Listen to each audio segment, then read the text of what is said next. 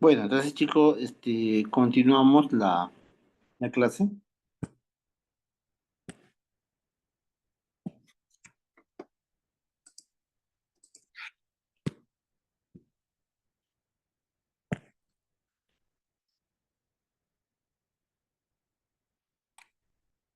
Entonces dijimos que podrían haber varios tipos de, hay pruebas de coagulación que evalúan a este proceso este proceso de coagulación, ¿no? Entonces tenemos varias pruebas. Una de ellas, ya la han escuchado ustedes. Bueno, casi todas de ellas deben haber escuchado. Son los que están llevando por primera vez, que no lo han escuchado tal vez antes, ¿ya? Pero son pruebas que van a permitir que nosotros podamos evaluar el proceso de coagulación y para eso necesitamos conocer muy bien la teoría intrínseca y extrínseca, ¿no? Porque es lo que nos va a permitir evaluar. Entonces, no se ha grabado la pizarra.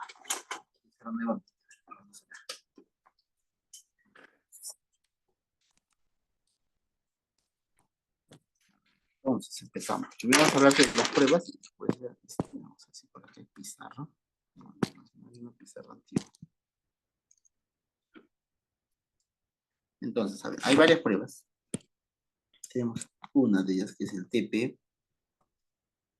o tiempo. TP o tiempo de protrombina.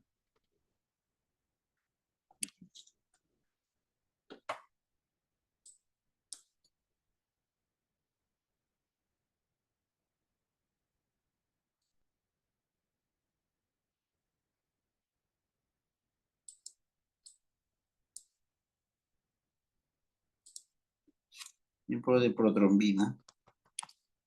Tenemos el TTP-A, o llamado también tiempo de tromboplastina parcial privada. Tenemos luego uno que se llama TS, que es tiempo de sangría. Tiempo de sangría. ¿Quién va a evaluar el tiempo de protrombina? La vía extrínseca. La vía extrínseca. El TTPA, la vía intrínseca. La vía intrínseca. Y el tiempo de sangría me evalúa la función plaquetaria. La función plaquetaria. ¿No? No se olviden, esos tres, ¿no? Suelen tener los siguientes valores, ¿no? Suelen tener los siguientes valores. En promedio pueden ser más o menos. El TP más o menos va a 12, 14 segundos. El TTPA usualmente va a 34, 32, 34 segundos, puede ser un poco más. Segundos. El tiempo de sangría es más o menos 4 o 6 minutos, así en promedio, ¿no? ¿Qué más evaluamos? También evaluamos el fibrinógeno usualmente. El fibrinógeno usualmente va entre 200 a 400 miligramos. Y también vemos las plaquetas. Las plaquetas usualmente van entre 150 a 450.000. No se olviden. Ya, eso también está en las diapositivas en la clase del campus. Entonces, vamos a ver ahora. Vamos a tener que hacer realmente las vías. Ya, se ha borrado. Teníamos la vía intrínseca, y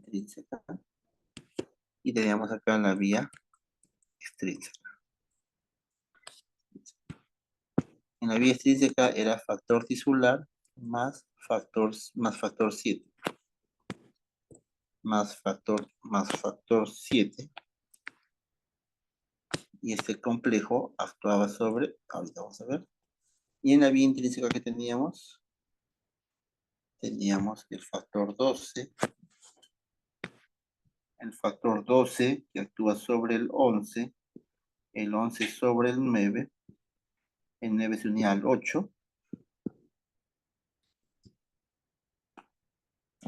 Y este complejo también actuaba sobre, dijimos, el factor 10. El factor 10 es un factor 5.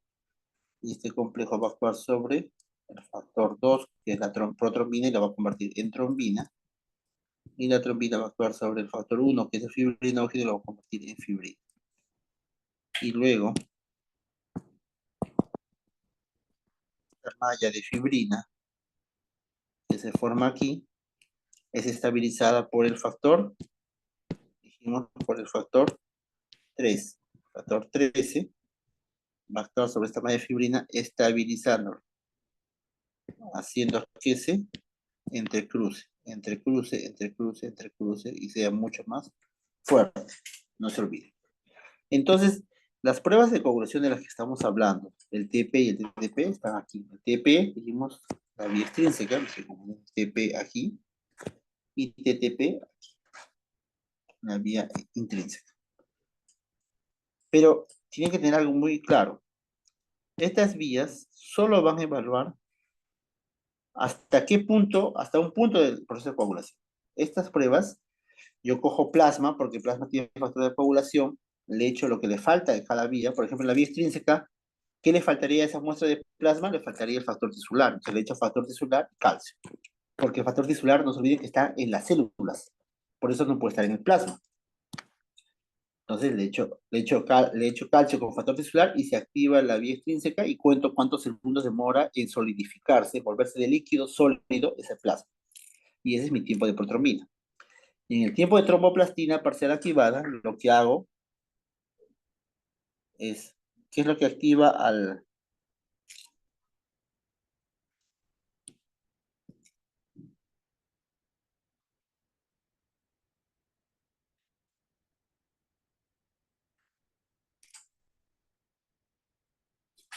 ¿Qué es lo que activa a la vía intrínseca? El contacto del 12 con el polar. Entonces le echo una sustancia similar al colágeno, de hecho, y me activa la vía intrínseca y cuento cuántos segundos se demora en ponerse durito, ¿no? De líquido a sólido el plasma. Así es como se mide. Pero ambas pruebas solo van a medir hasta aquí. Acuérdense bien, bien. Tanto la vía intrínseca solo va a medir hasta esta parte. Hasta esta parte. Hasta que se convierte de fibrinógeno en fibrina. No me mide el factor 13. ¿Por qué? Porque yo solamente cuento cuántos segundos se demora en volverse el plasma de líquido a sólido.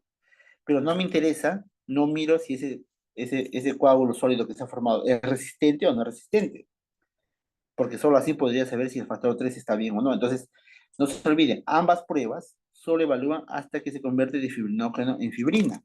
Por lo tanto, por lo tanto, el factor 13 no es evaluado con estas pruebas. Entonces, ustedes tienen esas pruebas normales y una persona que sangra, es muy probable que el problema que tenga es una deficiencia de factor 13. No se olviden, de factor 13. Entonces, a ver, me faltó acá ponerles algo. Esta es vía extrínseca es de aquí hasta, va de aquí hasta aquí, la vía extrínseca. De aquí hasta aquí, la vía intrínseca. Pero hay una parte en común, que es esto que está en color amarillo, que viene a ser la vía común. Entonces, ¿por qué es importante? Porque ahorita vamos a ver varios escenarios en los cuales vamos a interpretar que puede estar alterado, ¿no? Y eso lo vamos a hacer a continuación. Pero no se olviden este gráfico. No se olviden este gráfico. Entonces voy a agregar acá una nueva pizarra. Y aquí les voy a poner varios escenarios. ¿Ya? Vamos a hacer varios escenarios. Primero vamos a poner acá todos los valores que vamos a usar. Vamos a usar TP.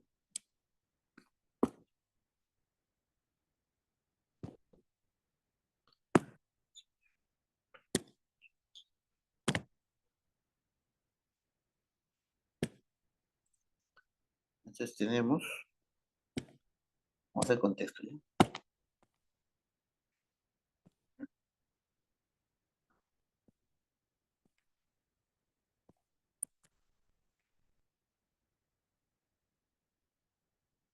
Tenemos el TP,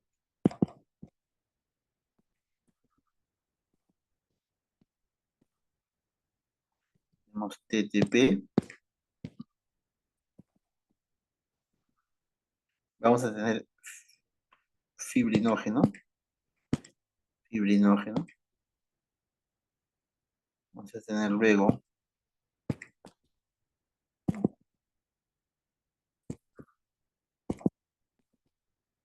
plaquetas. Vamos a tener luego tiempo de sangría. Vamos a tener todos esos escenarios, ¿ya? Entonces, a ver, vamos a empezar. Vamos a hacer uno por vamos a empezar aquí.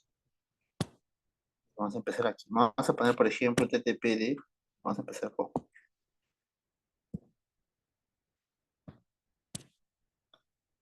TTP de 20. Un TTP de...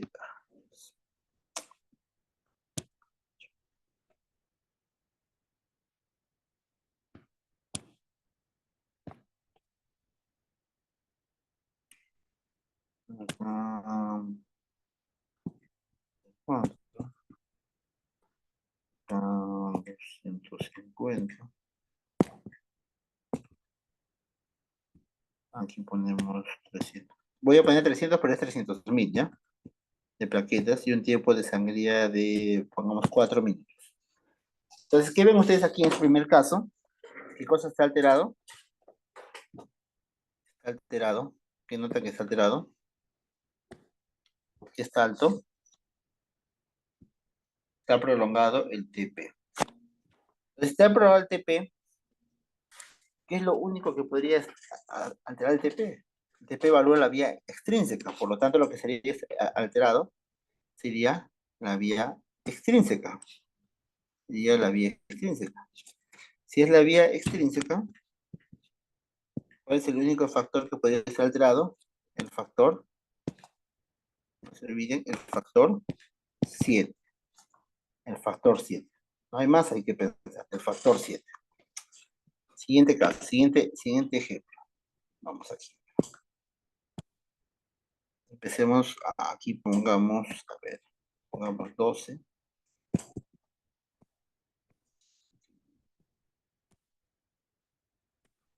12. Pongamos acá 60.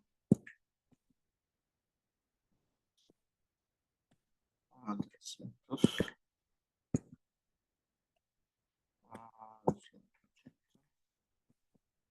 Y sigamos poniendo 4. Entonces, aquí, ¿qué cosa vemos? ¿Qué está alterado acá? Está alterado el TTP, está incrementado. Entonces, si el TTP está incrementado, ¿qué pensamos que está alterado? La vía intrínseca, la vía intrínseca. Y si es la vía intrínseca, ¿qué factores pueden ser? ¿Quiénes participan en la vía intrínseca? El 12. ¿Quién más? El 11.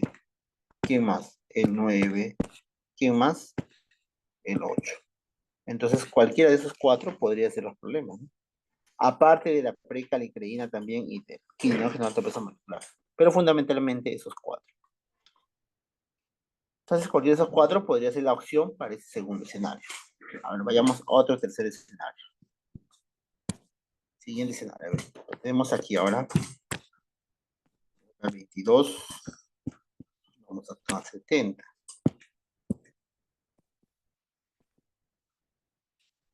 A 50. 200.000 plaquetas. El tiempo de sangría en 5. Entonces, en este caso, ¿qué vemos? Que está aumentado tanto el TP como el TTP. Entonces, si están ambos aumentados, ¿qué puedo pensar? Sería bien piña que una persona tuviera déficit de ambas vías, ¿sí o no? Entonces, ¿qué pienso? Si ambos tiempos están prolongados, ¿en qué pienso? En la vía común. En la vía común. Entonces, vamos a ver. Entonces, ¿quiénes están en la vía común? Averiguemos. Sería la vía común. ¿Y quiénes podrían ser?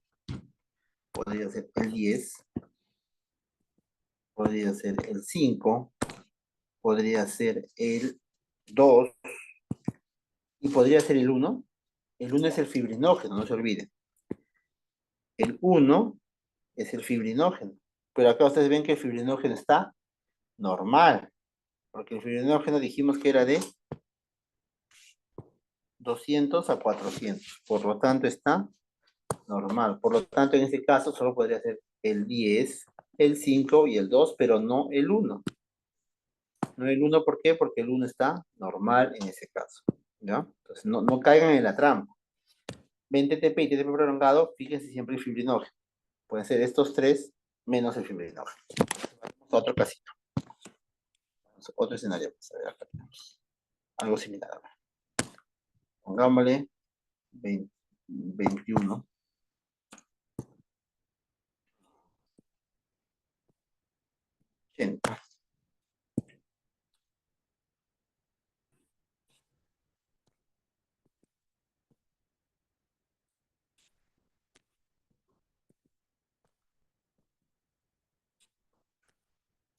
Entonces, ¿qué tenemos aquí?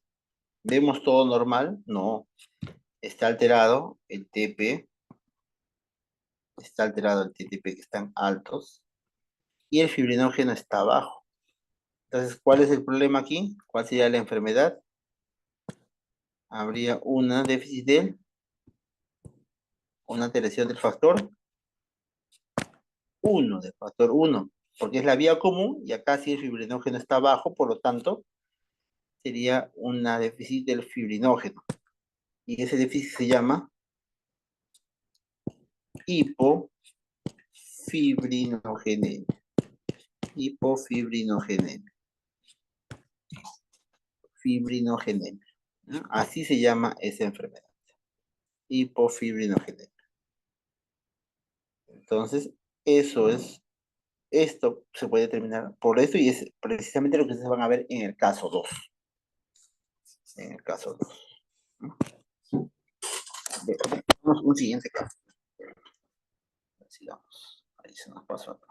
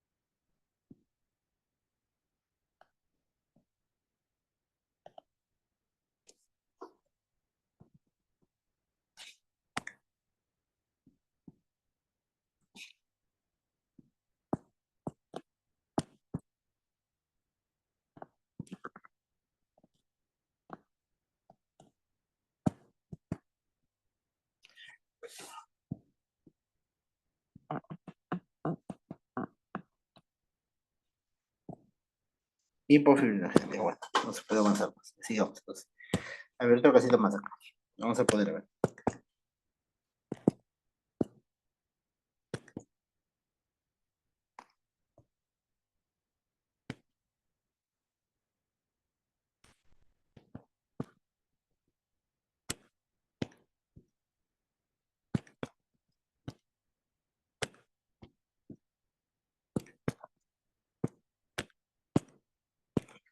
Entonces, ¿qué pasa en este caso? En este caso, todo está normal. Todo está normal. El TP está en 12, el TTP en 32, el fibrinógeno en 150, la plaqueta en 150.000 y el tipo de sangre en 5. Entonces dijimos, si todo está normal, ¿qué podría ser? ¿Qué factor nos altera con esto? Dijimos el factor 13. Podría ser el factor 13. ¿Y podría ser otra cosa más? Sí. ¿Qué más podría ser? ¿Qué componente de la coagulación, de la hemostasia, no se evalúa por estas pruebas? Los vasos sanguíneos. Entonces podría ser un problema también de vasos, de los vasos sanguíneos. ¿Entendieron? Entonces, si tengo todo normal, pues el factor 13, un problema de los vasos sanguíneos. O también una disfunción plaquetaria. Pero en este caso, como el tipo de sangre está normal, me excluye las disfunciones plaquetarias. Entonces veamos un caso en el cual si hay eso de ahí. Pongamos lo siguiente. Este mismo caso. 12.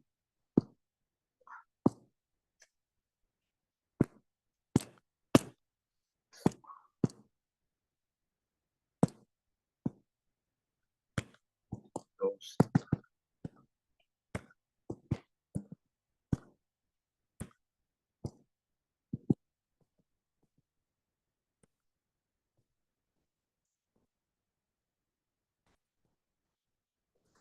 A ver, veamos aquí. ¿Qué tenemos acá?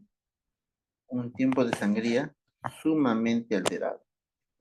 Entonces, ¿cuál es el problema acá? ¿Cómo se llama? Todo lo demás está normal. Por lo tanto, si está alterado el tipo de sangría, eso se va a llamar, eso se va a llamar, eso se va a llamar disfunción plaquetaria. Disfunción plaquetaria. Disfunción plaquetaria. ¿Y qué cosas, qué enfermedades puede haber en disfunción plaquetaria? Porque ya hemos conversado. Si recuerda, cuando hablamos de las plaquetas, mencionamos 3 enfermedades. ¿Cuáles eran? El síndrome de Bernard-Solier, la trombostenia de Glasma, ¿qué más? El síndrome de la plaqueta gris o incluso, algo que no lo mencionamos ahí, pero un elemento importante es el factor von Willebrand, y esa déficit se llama enfermedad de von Willebrand. La enfermedad de von Willebrand también puede provocar una disfunción plaquetaria. ¿Por qué? Porque el von Willebrand actúa en la adhesión, no se olviden. El von Willebrand actúa en la adhesión plaquetaria. Por lo tanto, puede haber un déficit y producirse una enfermedad que se llama enfermedad de von Willebrand. No se olviden. Enfermedad de von Willebrand. ¿Qué más tenemos, chicos? A ver, ¿qué más? ¿Qué más? Ya, ¿qué otro caso podemos hacer? Ya,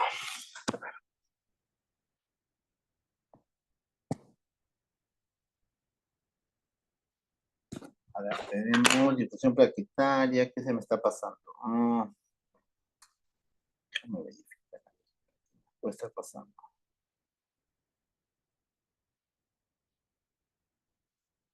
Puede ser la difusión plaquetaria o puede ser también. Ya sé qué caso vamos a ver ahora.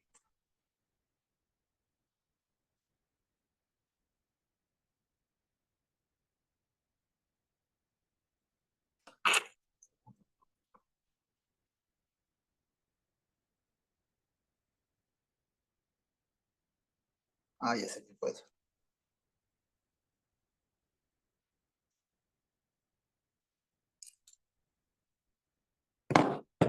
No se olviden, acá puede ser enfermedad de von Willebrand, puede ser también un Bernard-Solier,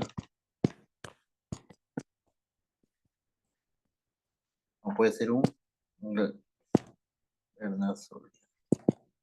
Autocorrector, disculpen, Bernard-Solier, o puede ser también una trombastenia de Glasgow. ¿Qué otro escenario podemos tener? A ver, acá. Vamos a tenemos, a ver, 12, tenemos 34,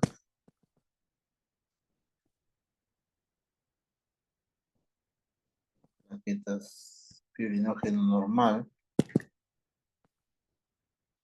tenemos plaquetas de 80.000 y tenemos un tipo de sangre de 5. Entonces, ¿qué sería? Si tengo las plaquetas bajas, ya ustedes van a saber, sería un caso de una trombocitopenia. Una trombocitopenia. No hay mucho que pensar ahí, ya saben ustedes que es una trombocitopenia. A ver, siguiente caso, otro caso que se me ocurre, ya. A ver.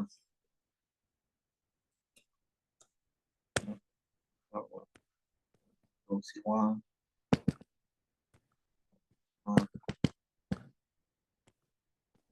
fibrinogen y plaquetas normales. Pero no me dan tiempo de sangría. Si no me dan tiempo de sangría, entonces no, todo está normal, no puedo saber qué tiene. Entonces, ¿cuáles podrían ser las causas? Podría ser cualquiera de estas, ¿no? Podría ser factor 13, podría ser problema vascular, o podría ser una disfunción en las plaquetas. Cualquiera de ellas, ¿no? Si es que no tengo el tipo de sangría, ¿no? Si tengo el tipo de sangría ya me diferencia algunas cosas. ¿Qué más podemos tener aquí?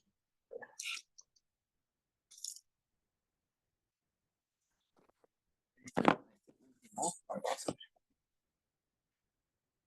Aquí. Este último. Pues vamos a ver.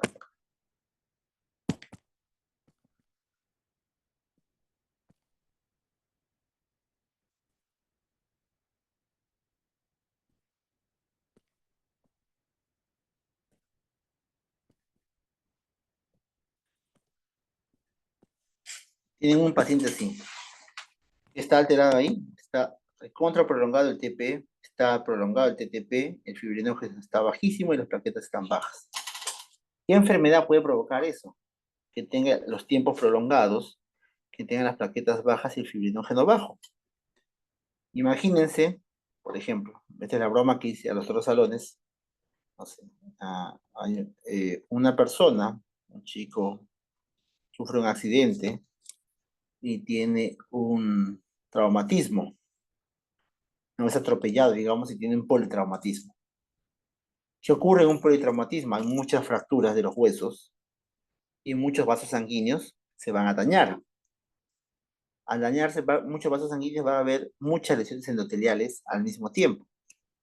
Y esas muchas lesiones endoteliales que pueden provocar que los factores de la coagulación se consuman y se acaben. Y eso puede provocar una enfermedad llamada CID. Una enfermedad llamada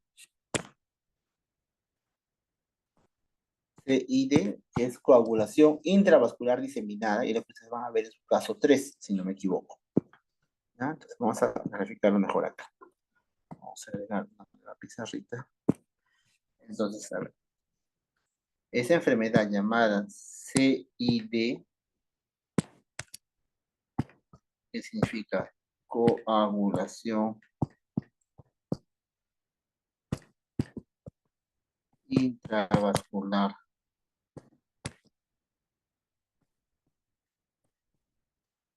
diseminada, puede ocurrir por muchas causas, muchas causas, ¿no? Entonces, ¿qué ocurre? Yo tengo acá mi vaso sanguíneo, que dijimos que era, ¿cómo iniciaba la hemostasia? Si hay una lesión en el vaso sanguíneo. Acá tengo una lesión. Eso es lo normal. Se hace un agujero ahí. Eso es lo normal. Y mi hemostasia inicia. Pero ¿qué pasa con ese chico que tuvo un accidente y varios huesos se le rompieron y varias arterias, venas y capilares se rompen al mismo tiempo? Ya no voy a tener uno, voy a tener varios agujeros al mismo tiempo. Varios, en todo el cuerpo. Y todos estos me van a desencadenar hemostasia. Todos van a iniciar la hemostasia. Pero van a ser múltiples al mismo tiempo, porque hay múltiples daños en los vasos sanguíneos. Entonces, ¿qué va a ser al final? Tanto los factores de coagulación, las plaquetas, no son infinitas, tienen un número finito, por lo tanto se van a agotar. Mis plaquetas van a empezar a disminuir, mis factores de la coagulación, entre ellos el fibrinógeno, van a comenzar a disminuir porque se van a agotar, se van a agotar, se van a agotar. Entonces mis plaquetas, factores de coagulación disminuyen, por lo tanto mi tiempo de TP y mi tiempo de TTP aumenta.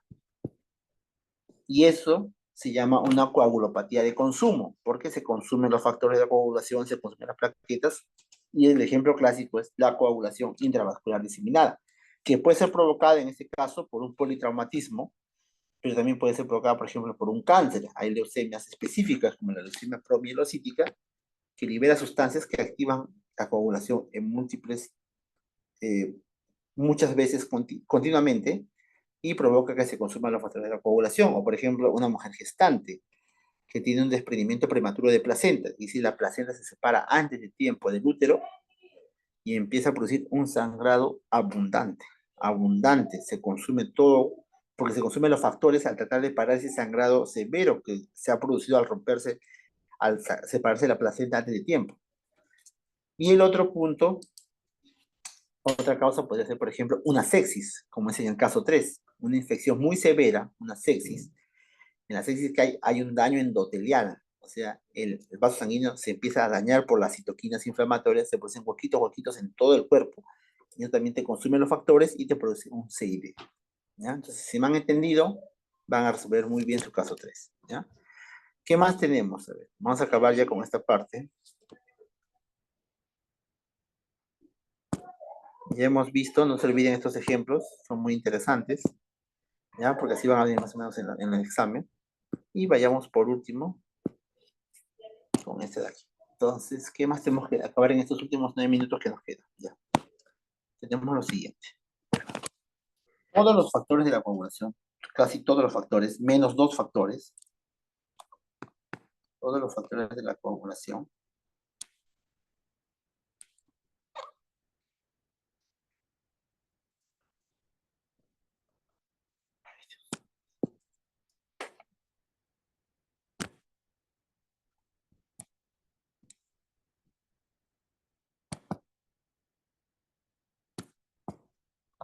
¿cómo se contesta?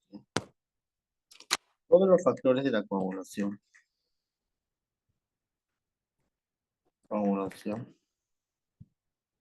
sus genes se encuentran en cromosomas no sexuales, excepto no sexuales, excepto dos, excepto dos, excepto dos, que son el factor 8, el factor 8 y 9. El factor 8 y 9 se encuentra se encuentra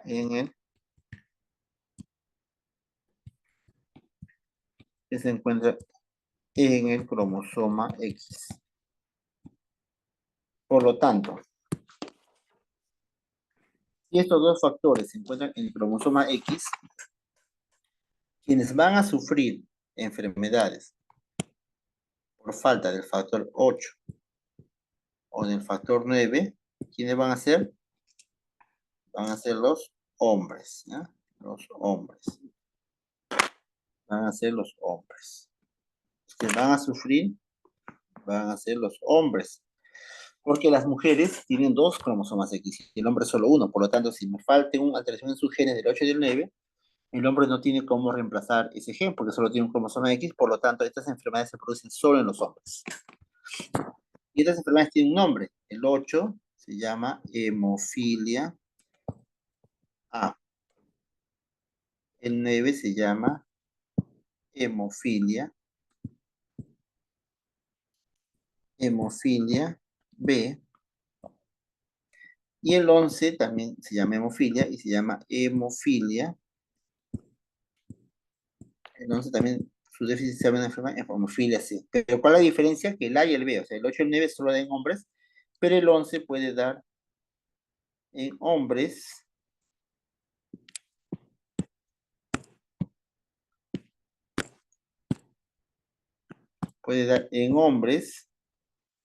y en mujeres, el 11. En cambio, el 8 y el 9 solo en hombres. No se olviden. Esa es la diferencia y pueden determinar ustedes diferentes casos.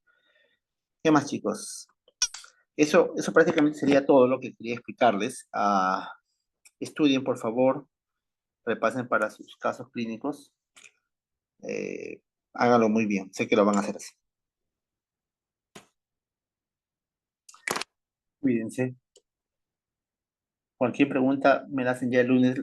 Disculpen que no haya podido hacerlo el lunes, pero pueden verlo luego. O me pueden escribir si tienen alguna duda. Yo no tengo ningún problema. Pueden escribir o llamar como ustedes quieran. Hasta luego.